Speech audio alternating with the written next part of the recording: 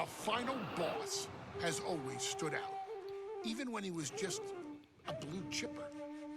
But there wouldn't be a final boss. There wouldn't even be a bloodline if it wasn't for The Rock's grandfather, the High Chief Peter Maivia. You can think of him as the first boss. Predecessor to the tribal chief. He is one of, if not the foundation for our family. The Anawa'i Fatu Maivia wrestling dynasty. I don't think there's anybody more responsible for what's going on now than the High Chief himself. Peter Maivia isn't simply one of the two principals behind the sacred blood bond. He's also an incredibly decorated professional wrestler who traveled the world and won titles everywhere he went. New Zealand, Japan, Europe, and here in the United States, where he enjoyed especially successful runs in Hawaii and California. Maivia would eventually find his way to WWE, engaging in legendary battles with the likes of superstar Billy Graham. His larger-than-life personality would win the WWE Universe over in short order, as it had throughout his entire career. In the ring, High Chief Peter Maivia was a potent blend of brawn and grappling technique, often muscling his opponents down to the mat through a variety of joint locks and then switching to more painful holds once grounded. His sleeper hold and stump puller were both feared and renowned, and make no mistake about it, Maivia knew there was always more than one path to the ultimate victory. Out of the ring, High Chief Peter Maivia also ran one of the most successful wrestling promotions on the planet, Polynesian Pro Wrestling, based out of Hawaii, showing his mastery of the business in every aspect. His induction into WWE's Hall of Fame class of 2008 was supremely deserved, forever enshrining Peter Maivia as the legend he always was. And now, we present to you the opportunity to walk in the boots of the legendary High Chief Peter Maivia, facing off against one of the most legendary WWE rivals, George the Animal Steele. You will settle this score once and forever, and showcase the overwhelming strength of Peter Maivia, which has ever since remained as a hallmark for every single solitary member of this bloodline. Steele is no easy battle, though. He thrives in the chaos, one of pro wrestling's true madmen. He'll even try to eat part of the ring if he thinks it'll help him break you down. So do your best and honor High Chief Peter Maivia properly with a resounding victory.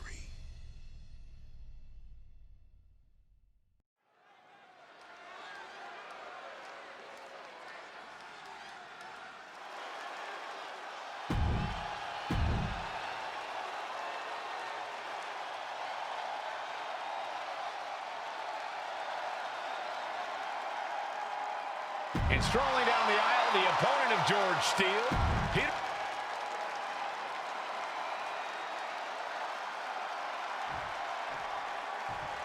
Steel cage match underway. Peter Maivia versus George the Animal Steele. Most of the matches between Peter Maivia and George Steele have ended inconclusively, but this time we'll have a winner. These are two very different men, Cole. The High Chief is a man of great pride and respect for the ring, while Steele is, well, he's an animal. I can't think of two opponents with more opposing styles. You said it, Corey. Let's just hope this one gets taken care of in the ring tonight. When a man like Peter Maivia signs up for a match with the Animal, he doesn't know what to expect, just to expect anything in the world. Peter Maivia knows full well that he's in for some unusual treatment tonight. In fact, Steele often has trouble finding opponents due to his erratic nature. But when it comes to competition, the High Chief wants to prove he's worthy of that name. Peter Maivia will take on any competitor, no matter the difficulty. Caught between the ropes in a hard place. Oh, he cuts it off. Big impact. Running power slam. George the Animal Steel might be a bit of an underdog here. In fact, he lost the match by countout to the High Chief. In Steel's defense, I'm not sure he knows how to count exactly or how to read a rule book. So he's got to be happy to be in this cage. Well, Maivia is called the High Chief in part because of his commanding presence in the ring. He's more than ready for what the animal will throw at him, even inside a cage.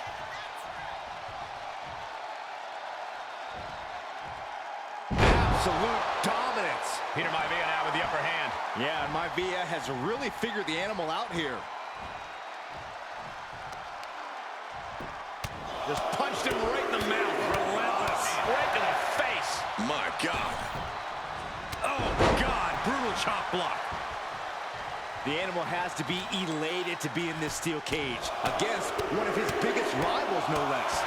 Yeah, Byron, we've seen the animal brandish a weapon against Peter Maivia before when it was against the rules. The High Chief better be prepared for Steel to get even crazier. Oh, Maivia is prepared, all right. The man is extremely tough and agile. In fact, the High Chief's entire body can be considered a weapon. Two very opposing styles in every sense of the word, Corey. High Chief Maivia is a much more physically gifted and talented athlete in the ring than Steel. What's it going to take for the animal to get the upper hand here? Well, he's got to be even more chaotic than ever inside this cage. Nothing about Steel makes sense to someone as traditional as Maivia. There's never any telling what the animal's going to do. He's got him in trouble up on the top rope. Oh! Arm drag. Momentum is all with Maivia now. And you can see Steel is struggling to weather the storm with the High Chief. The High Chief, Peter Maivia, really making a name for himself at WWE, but he's had plenty of experience on the way up. Plenty. Championships on the... From the heavens, big-time splash. Peter Maivia rallying this crowd behind him. What impact! Maivia just dominated the animal with that one. Are we about to see it? There's the backbreaker. And George is laid out. Just punishing their opponent. And he just continues to dish out punishment here. Can Steel recover from this adversity?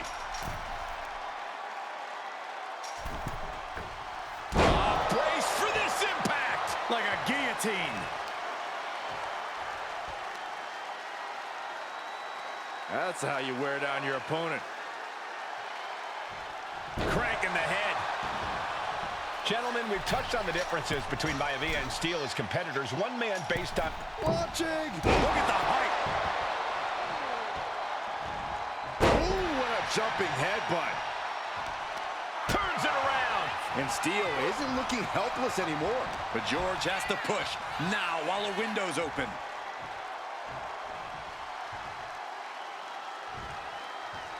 Delivering the suplex.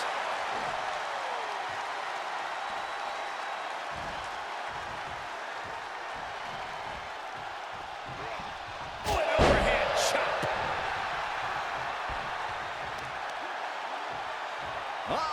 In Steel, fending him off. Some folks call Peter Maivia the Flying Hawaiian, and the reasons are obvious for that moniker. But guys, how has he earned the other nickname of the High Chief? Well, Cole, Peter Maivia is very close to the Anawa'i family. In fact, Peter's considered a blood brother to the patriarch of that clan. When you add on the fact that Maivia was born and raised in Samoa, you can see the great pride he has for that land and its people in the tribal ink that covers his body. Twist into the pin. Could be over for Maivia. And the ref can't even start the count. Better hold up on the victory parade. Jarring European uppercut. Running power slam. George Animal Steel is not a wrestler by any stretch of the imagination, guys. He's a true brawler. And he might be the best brawler in WWE, Michael. Hold on a second. Could be a matter of time. Submission being locked in. The stump puller. The leg is only getting cinched. He has nowhere to go. Tap. He taps. And the High Chief defeats the Animal. Here is your winner, High Chief Peter Maivia. Anytime these two have faced off, it's been eye for an eye. But the steel cage has finally delivered a decisive victory for the High Chief, Peter Maivia. George Steele is one tough animal, but the way Maivia faced him in the cage tonight just reinforced what everyone already knew, that the High Chief is one tough Samoan.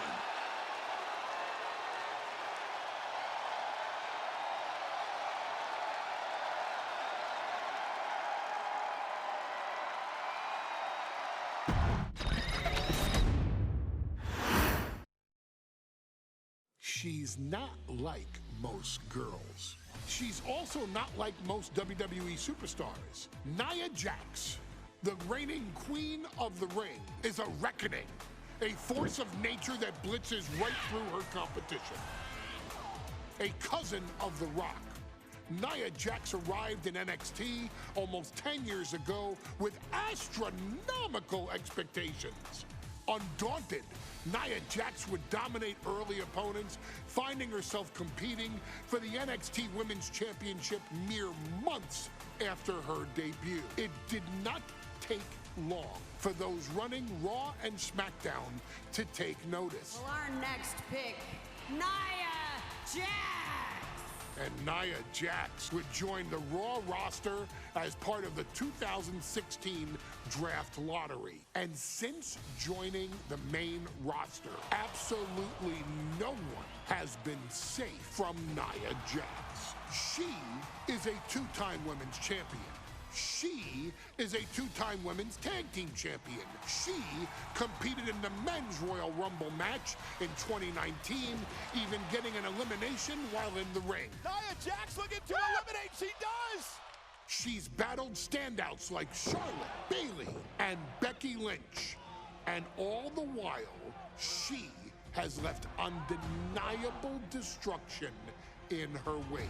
In the ring, she applies many of the same tactics that once benefited Yokozuna, even using her own version of the Banzai Drop, known as the Annihilator.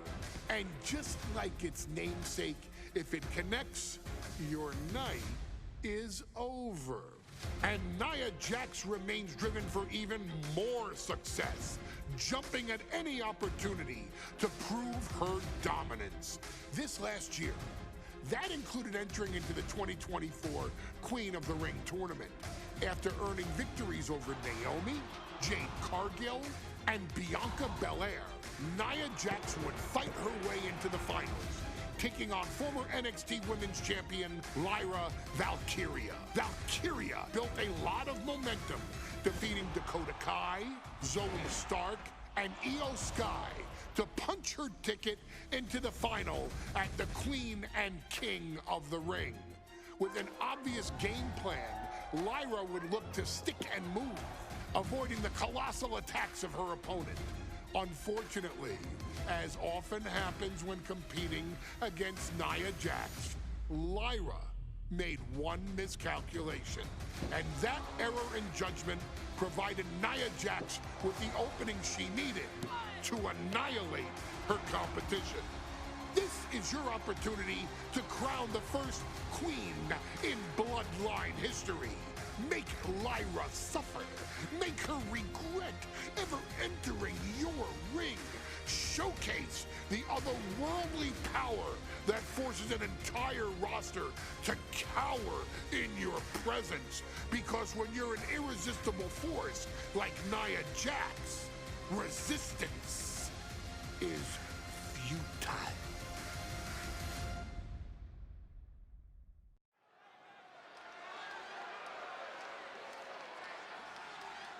And now a dark horse will face an unforgiving titan in hopes to don the crown.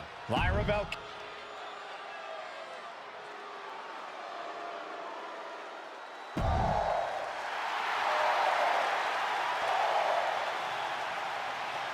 Lyra Valkyria fancies herself a Morgan, which is an Irish goddess of war. As they were on the battlefield, they used to take the shape of ravens to fly around and decide who would live and who would die. That is what Lyra Valkyria is bringing to the...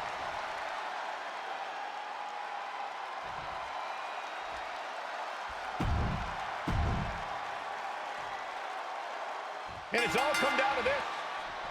And Nia now misses wildly. Lyra goes up over the top. Nia's got it caught, though. Lyra trying to rely on her technique to bring down the irresistible force, but having no luck at the moment. I'm not sure this is going to work either.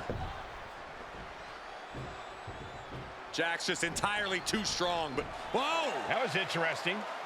Oh, nice athleticism by Valkyria. Even Jax might be a little impressed. I wouldn't go that far, Saxton. Here comes Nia, just imposing her will on Lyra Valkyria. Again, Lyra showing how resourceful she is, applying the sleeper to Nia Jax. Lyra tried to hold on. And now Nia Jax in control, and she's going to look to put Lyra away. Nobody home! Set outside the ring, and Valkyria's got a chance. Huge window of opportunity. Right now for Lyra Valkyria to strike. Lyra may actually pull this off. Lyra may become queen. Lyra has the advantage. She has Nia reeling. But Lyra can't win Queen of the Ring with Jax on the outside. This match has to end in the ring. Lyra says she feels alive every time she flies, and that's what Nia has to avoid tonight, keeping Lyra grounded. The woman thinks she's a bird, Cole. What do you expect? It's symbolism, Graves. Nia Jax, Lyra Valkyria facing off in the finals of the 2024 Queen of the Ring tournament. Who will take home the crown? Oh, stop after stop after stop, jeez. You have to imagine the disdain it takes to repeatedly stop someone like that. Draped across the top rope. Clubbing forearm.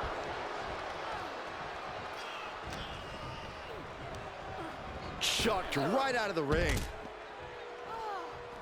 She's headed outside now. I wonder what her game plan is. Anything can happen in WWE. It used to be a tagline, but it's the truth, and Lyra Valkyria is living it. Over the last 12 months, Lyra has already knocked off the likes of Becky Lynch and Io Sky, but she's never faced anyone the size of Jax. This is a first for her career, and Lyra only finds herself on the defensive. And the irresistible force is really keeping Valkyria grounded here. Well, if you're Lyra Valkyria, what do you do to pull off a massive upset tonight? But Lyra's a technical wizard, Cole. In fact, from a technique perspective, she may actually have Nia Jax outgunned. And beyond relying on her technique, if I'm Lyra, I'm going to try to frustrate Nia. I don't know how possible that is, but if you frustrate Nia, she may make a crucial mistake. So ruthless. In just a matter of minutes, we'll have our second Queen of the Ring. The first, of course, being Zelina Vega. But you've got to believe that Zelina will want a shot at whichever woman wins this. She beat the woman now known as Piper Niven that night, so you know Queen Zelina can strike down an enemy of any size. In the hard way. It might not be flashy, but sometimes you just got to toss another person and make a statement. Sent hard into the corner. Look at this, placed in the tree of woe. Valkyria retaliates. She isn't taking this lying down anymore. The U-turn Valkyria needed in this match could have been that right there. Bad sight here, dangling helpless in the corner. Stuck in the tree of woe and just having their face stomped. Many in the WWE Universe getting their first look at Lyra Valkyria. She's only had 3 main roster matches so far, and they were all in this tournament. Big wins over Dakota Kai, Zoe Stark, and Io Sky over the last 3 weeks. That's an extremely impressive start for Lyra. Wow, undefeated for 3 weeks? When Nia Jax joined the main roster, she didn't lose a match for over 7 months, and Jax has stayed that dominant for years. It's the Samoan drop. Momentum clearly on the side of Nia Jax. Yeah. Valkyria crushed in the corner by Jax. Squashing Lyra in the corner, and the beginning of the end may be near. And Nia now, with Lyra on her back, gonna climb up to the second rope.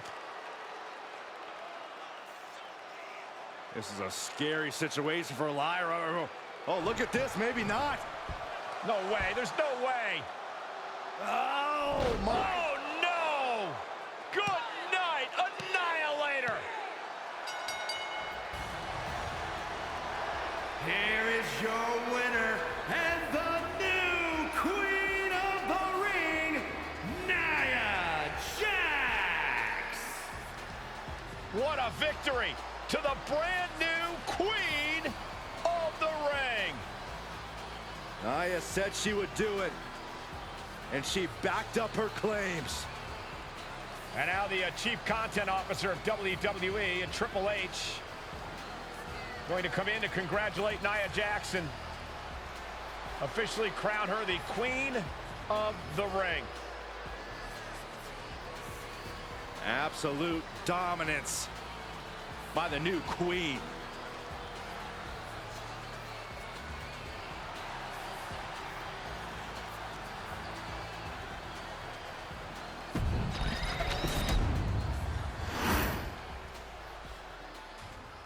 I'm sure you will agree with your wise man. Many WWE superstars say they will do whatever it takes in order to achieve success. Quite often, it's a bunch of BS. But if you're lucky, you may run into someone who is willing to look out for the group. Someone willing to make sacrifices. And for this family, there was no one better than Rikishi. After the Head Shrinkers run in WWE came to an end, Rikishi, then known as Fatu, would go on a journey of self-discovery. This journey would lead to him taking on the name Rikishi, a subtle nod to his cousin Yokozuna, as well as an opportunity to start fresh with a global audience. Well, my dad, when he became the Rikishi character, when you think about Samoan wrestlers, right, or mean, or aggressive, he made it like his own flavor, right? He had the blonde hair, still carried the aggressiveness, but I think he just wanted to add like a little flavor to it. It became even more popular to our culture. Rikishi blitzed WWE from the jump, devastating opponents with new tricks and winning people over with his fat-ass dance moves. That Rikishi is fat, all right. P-H-A-T.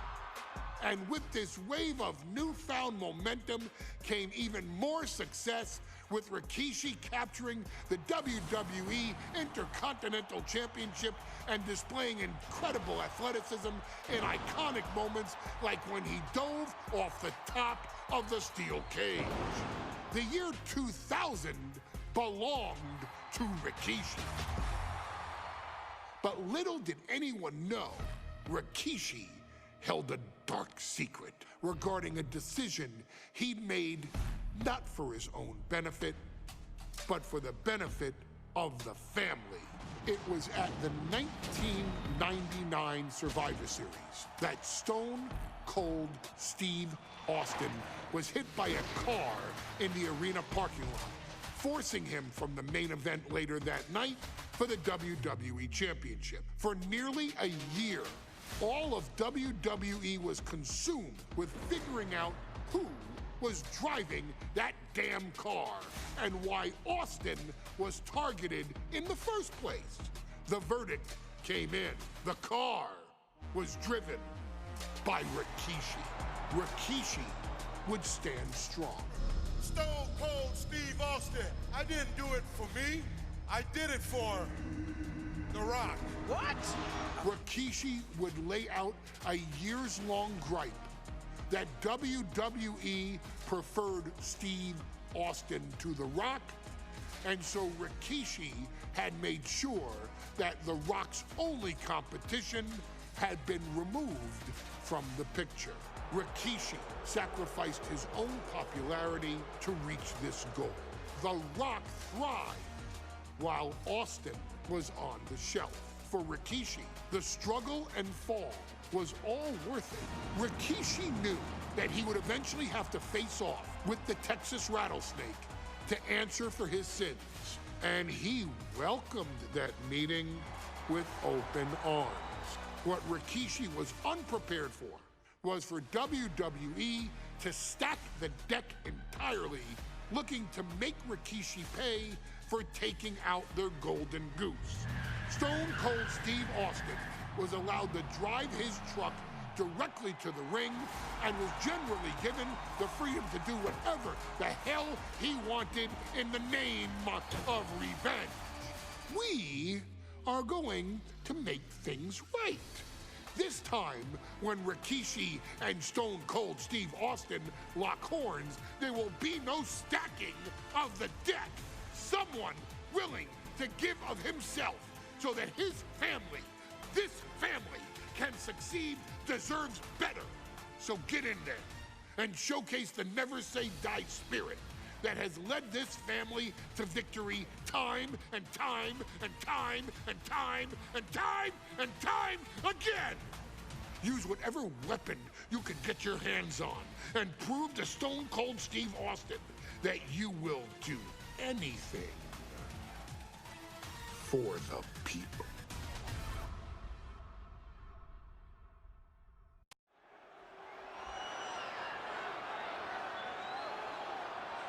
Is it legal to not show up? Rikishi has brutalized Austin lately. Austin will be here, Byron. I just refuse to think anything else. The following contest is scheduled for...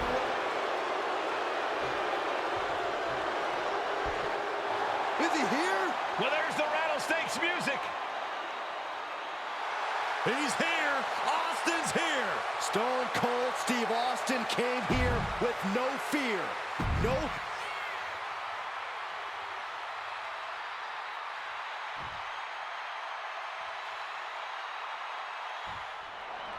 We now know the sick, demented side of Rikishi.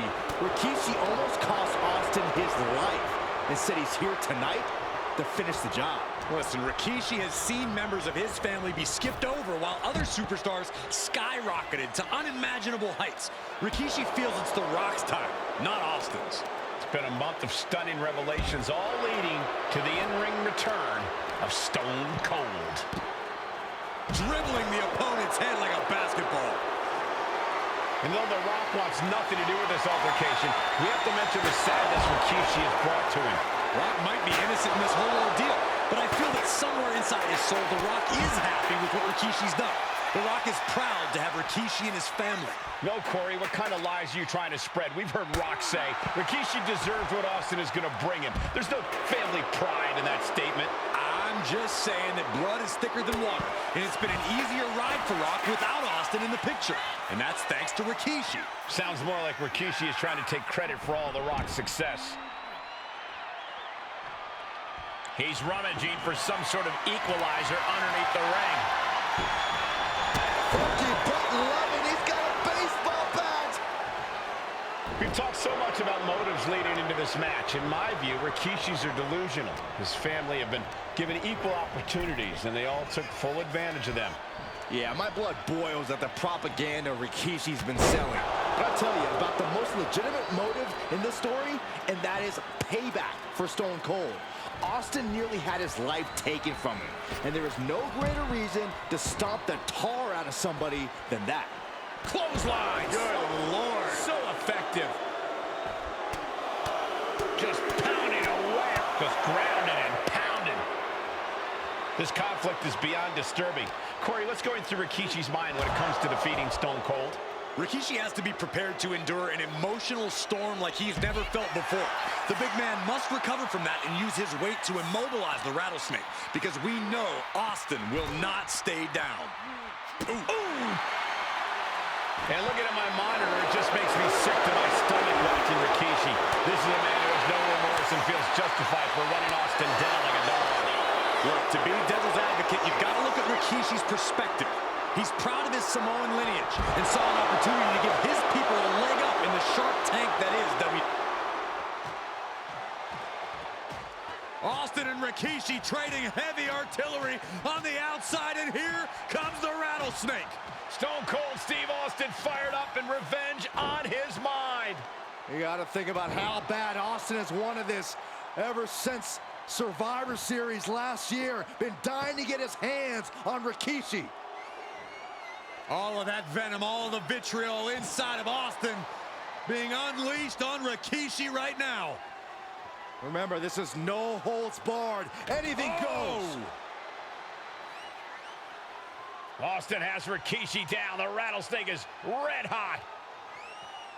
And do you hear this capacity crowd? They want more from Stone Cold. All that he wants to see Rikishi get beaten down like a pile of human filth. Everything he can do to create space here.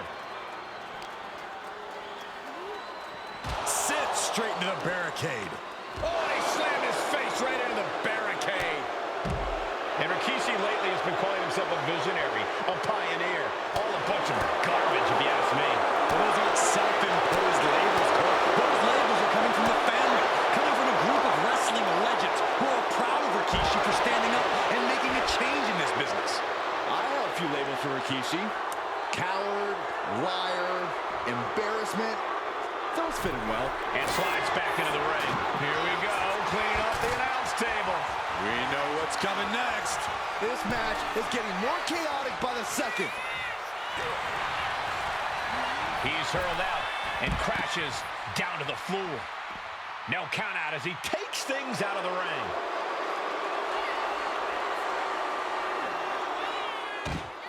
And Rikishi slows Austin down with a thunderous right. Austin's in trouble. And now steel chair. Oh, and Austin, he just averted disaster there. And now Austin gonna deliver the punishment with the steel chair.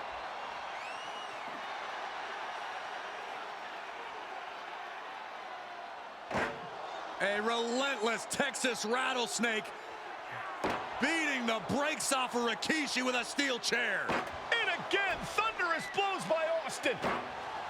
Down goes Rikishi. Austin beating the hell out of him. I know Austin has good reason to be doing all this, but he could be taking it too far at this point. I don't think the rattlesnake has taken it far enough, Corey. Austin wants to put Rikishi's life in danger, just like Rikishi did to him. Scooped up, here it comes. Rikishi driver. What a vicious shot. Oh man, that definitely opened him up. Look out, there is blood in the water. And he tosses him back in now. Heading to the top rope here. From the top. Diving splash from the top. Incredible impact. Now Rikishi has the firm upper hand. Rikishi with an onslaught here against Austin. Dare I say, Stone Cold could be in trouble. Put in the corner now. He's placed into a precarious position. Austin all the way to the outside. And he's leaving the ring for the moment. Whip back into the ring. Rikishi, top turnbuckle. Getting to his feet, but he doesn't know what's waiting. What a spine buster. The rattlesnake's being picked apart. No one holding Rikishi's family down now, taking out all those years of frustration on Austin here.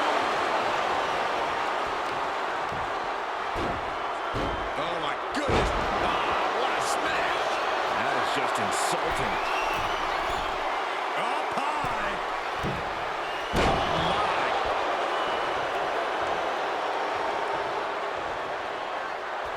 What a headbutt. Vicious.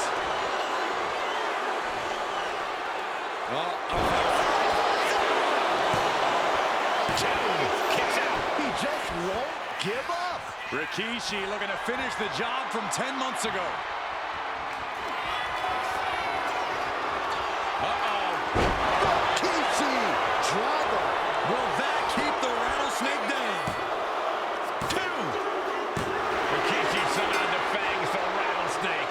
Damn it. The winner of this bout, Rikishi! This is not what many of us expected to see. We wanted to see retribution, but Rikishi was too much of a monster for Stone Cold tonight.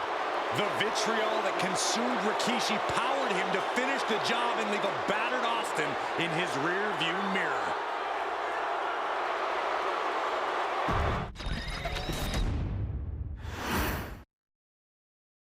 His arrival signaled impending doom. His very presence was enough to intimidate even the bravest WWE competitor. His name itself simply meant the end. And if you found yourself standing across the ring from Umaga, you were most certainly coming to the end of your own road. The younger brother of Rikishi, Umaga, was every bit the Samoan bulldozer that his nickname would suggest, mauling opponents with ease, relishing the chaos that he created. A menace to the entire roster, an unrepentant badass, Umaga tortured his prey with high-impact collisions before ultimately sealing their fate with his vaunted Samoan spike, a vicious move used today by Solo Sikoa. Inside the ring, man, he was just a complete monster. Anybody that stood in front of him, he was gonna wreck him no matter what he had to do. He was just a crazy, wild Samoan. Outside of the ring, man, just a loving guy to be around. A fun uncle, always joking, always barbecuing at his house. I always looked up to him. He was just so cool. Perhaps an unheralded aspect of Umaga's game was his mastery of mental warfare.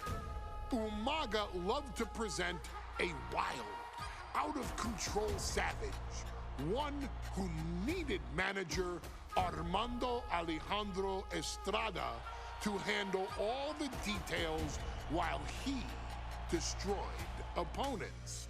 Umaga was the perfect definition of the word aura. A two-time intercontinental heavyweight champion, Umaga established himself as one of the purest forms of dominance to ever set foot in a WWE ring. His intense clashes with Batista, the Heartbreak Kid Shawn Michaels, and Triple H, along with WWE Championship battles against John Cena, still live on in the memories of those who were fortunate enough to watch Umaga perform. And Umaga will live in immortality through every member of this family, whether it's with a huge Samoan drop, a running bulldozer into the corner, a Samoan spike, or even a war cry in the middle of battle. Umaga is forever. I wish he was here. I know he's watching from above. So you, our beloved Us in training, are asked one simple thing here in the WWE 2K25 showcase: to defeat John Cena. You've done that in this mode before, right? Simple. It was at New Year's Revolution in 2007 that Umaga and John Cena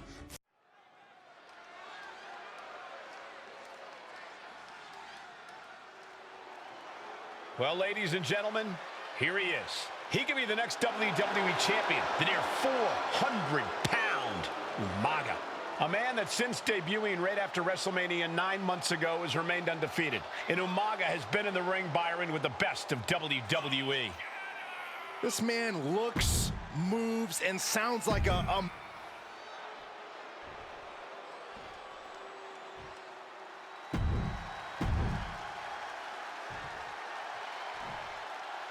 The following contest is scheduled for one fall, and it is... You can see it in everyone's eyes. They all... John Cena and Umaga battling here for the WWE Championship.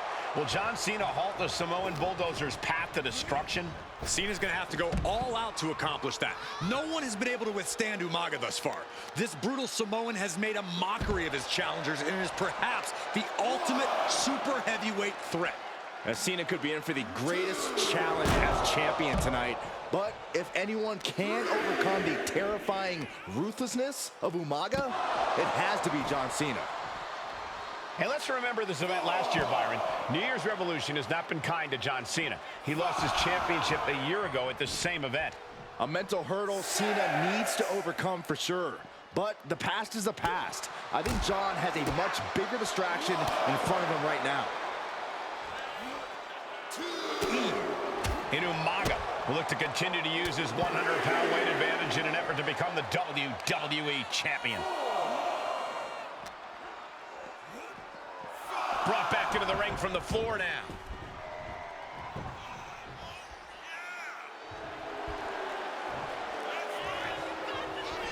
Running STO plants him. Nicely done. A completely relentless attack from Umaga. Cena has no response for Umaga's savage and brutal offense. A rare position for Cena in this fight. We can't often say that John's overpowered in a matchup, but this 360-plus pound Samoan bulldozer is more than a formidable opponent. Listen, sometimes when there's a fight, you're not always going to be the biggest. You're not always going to be the strongest. And even if that is the case for Cena tonight, John Cena has never met a fight he didn't like. Cena will try to gain strength from this capacity crowd in Kansas City, but not double leg takedown. Gonna stack that up here. Shoulders pinned. An almost instantaneous kick out there. A lot of work to do. Spinning heel kick. An uninterrupted surge against Cena here. Umaga is simply overpowering John Cena right now. And Umaga, of course, coming from a very rich heritage. Some of the greatest athletes in any sport come from the Samoan heritage. Umaga's aggressiveness can be traced back to his bloodline. When you're fighting a Samoan, you are battling a tough, scary human being. Oh my goodness, dribbling the opponent's head like a basketball. Thinking of going high risk here. From the top. Diving headbutt. Came down like a lead balloon. Umaga. Pop-up Samoan drop. Brutal attack from Umaga. He smells Cena's blood in the water. And I could look at Umaga and he reminds me of Yokozuna, whose unmatched thickness and size is an orthodox offense. Look at Umaga's thighs, his calves. They give him a great power and a great base. It makes him almost impossible to knock off his feet. He's thick, he's strong, he's nasty, and he won't be slowed down. You know, we can stay here, guys. Umaga with a reversal. As a setup in the corner of the ring. From the top. Ripped off the ropes in a hurry. Overwhelming offense now from Umaga. Umaga is determined right now.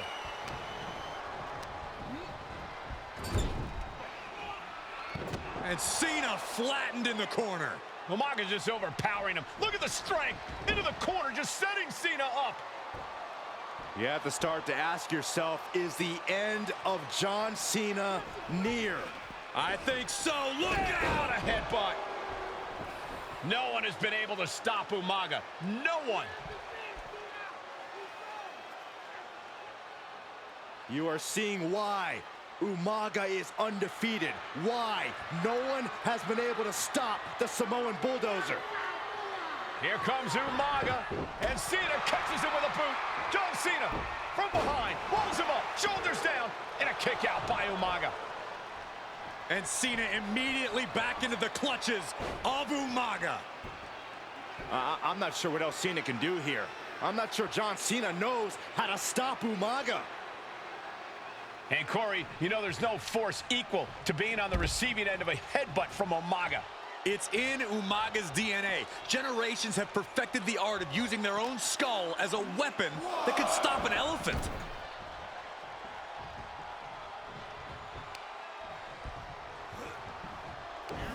Good Lord, watch the power of Umaga. With moves like that, it's like Umaga is just bullying him. Superstar setting up. Spiked with a Uranagi. Sometimes I look at Umaga and it just scares me. I think he forgets that he's even in a championship match. Estrada is very aware of it, but Umaga sometimes looks oblivious to what's going on, other than the fact that he knows he's supposed to. Here it comes! Samoan spike! Oh, we headed towards a title change. Shoulder roll still holding on to the title. The title still hanging in the balance. Resilience of a champion on display. And now the Samoan Bulldozer are going to have to dig a little deeper to close this one out. Oh, a neck breaker. Cena now taking the brunt of the attack. Cena's just trying to weather the storm. Umaga with a crazed look in his eyes, staring down. Here it comes! Oh, Samoan spike. That might have just sealed the deal on us having a new champ. New champion, an undefeated champion. Here is your winner, and the new WWE Champion, Umaga! This proves it. Truly no one can withstand Umaga. The Samoan Bulldozer has wrecked his way straight to the WWE Championship. Cena's title reign is over.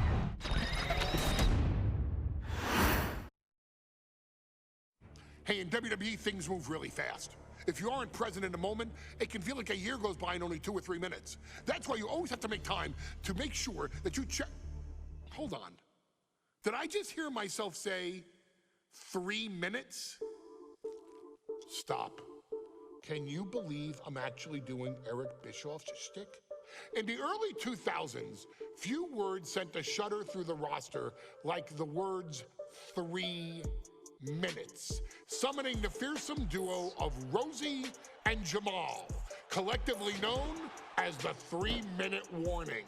Initially hired by the aforementioned Raw General Manager Eric Bischoff to interrupt anything he didn't find to be entertaining. You're just not entertaining me. 3 minutes are just about up. The two instantly made their mark in WWE with their complete and total decimation of anyone that was targeted. Their formula was really simple.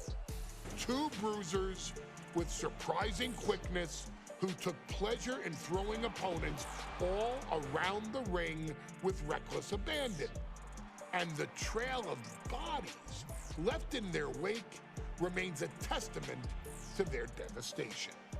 Rosie, older brother of your tribal chief, Roman Reigns, and Jamal, who would in time develop his skills further and take the name of Umaga, were about instant gratification.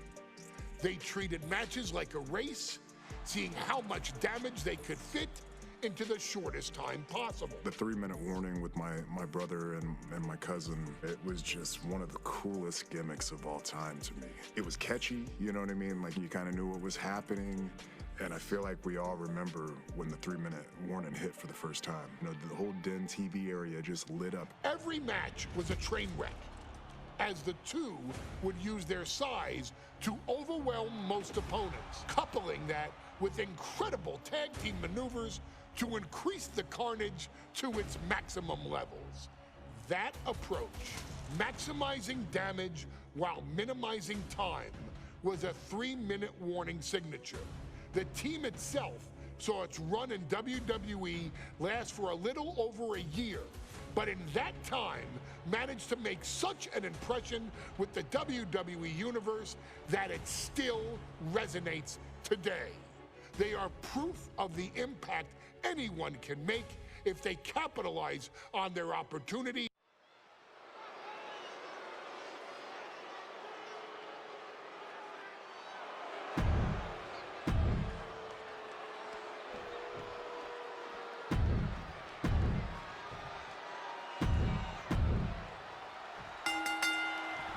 We got 3-minute warning and the authors of pain clashing tonight in what's looking for the quick pin. And he kicks out quick. Likely just trying to sap out some energy with that cover. Watch for the hardcore style of 3-minute warning. Both of these men are from the hood, so to speak. Grew up in the streets, brought up to be tough. Rosie and Jamal have a rough tenacity. A duo that couldn't care less about headlocks. They're just all about beating the hell out of you. 3-minute warning's thug-like tactics need to be respected. Rosie and Jamal only care about one thing: and that's the winner's purse. Authors of Pain taking on 3-minute warning in a match that feels created for them.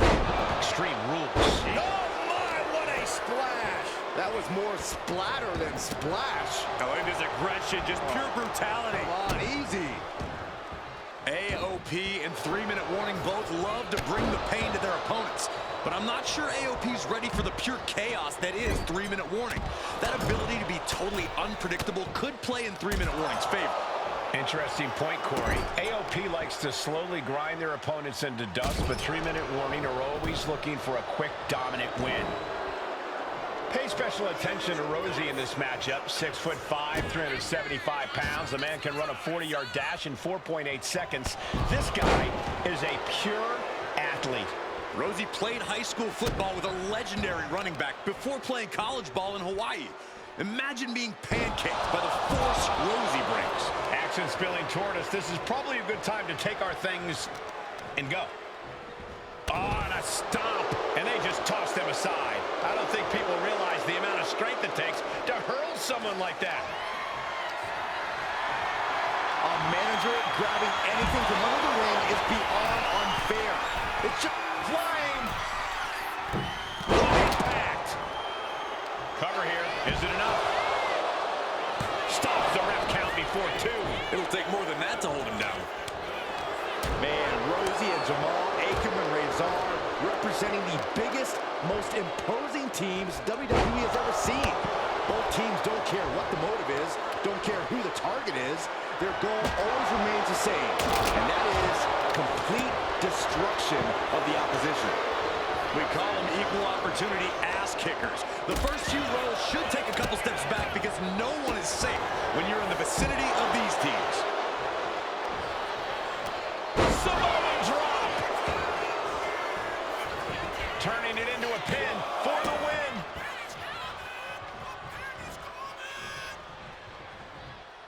Going outside. What's he got planned here? Does the official not see him removing the turnbuckle pad? Keep your voice down. Just look at the size of all these superstars. The ring had to be reinforced before this match. Over 1,300 combined pounds colliding. These men are so big and so thick, it's a challenge to wrap your arms around. It's really just best to find weapons and whack away. Yeah, and there's plenty of weapons to choose from tonight. Akam with a course correction. Close fist connects. Boom, hard into the from the heavens. Big body splash from the top.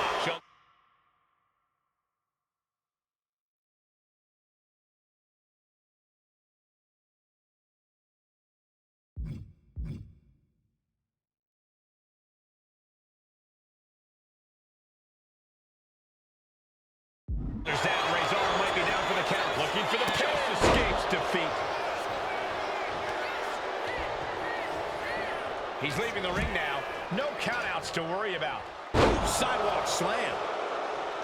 Rosie and Jamal tell their victims that, oh, look at the start of this. Could be going into the playbook for submission. This could be it.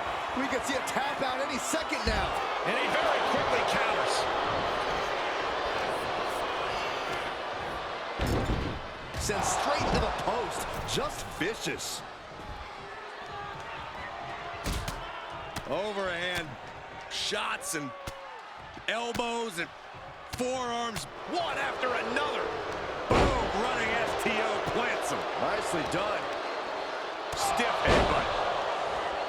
Looking for something, anything under the ring. Oh, he fends that off. Jamal on the receiving end. He's stuck now. DDT. We knew this would be a grueling and punishing. Here's the pin attempt.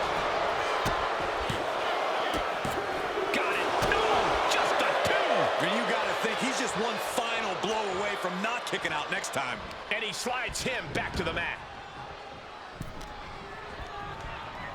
Leaning on the turnbuckle here.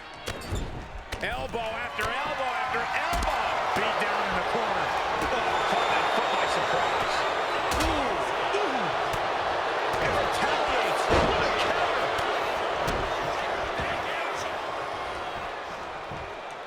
STO. Definitely some damage dealt to him there. Yeah, Akam looked confident going on the attack.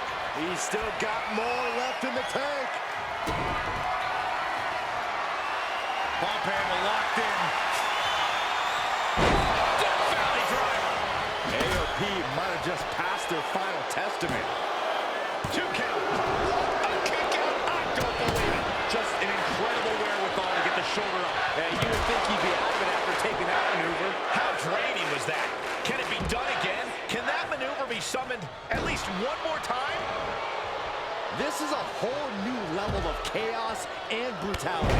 3-minute warning, and AOP just keep upping the ante on each other. Here we go, Byron. Samoa drop. Rosie now into the cover.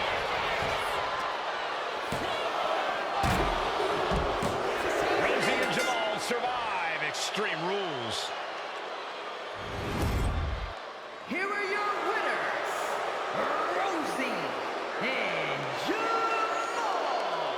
3-minute warning. Gotta give it up to 3-minute warning. In a contest between two of the most badass squads we've ever seen, they were the tougher competitors. Yeah, but AOP certainly made 3-minute warning earn this win. Just think about all the carnage we witnessed here tonight.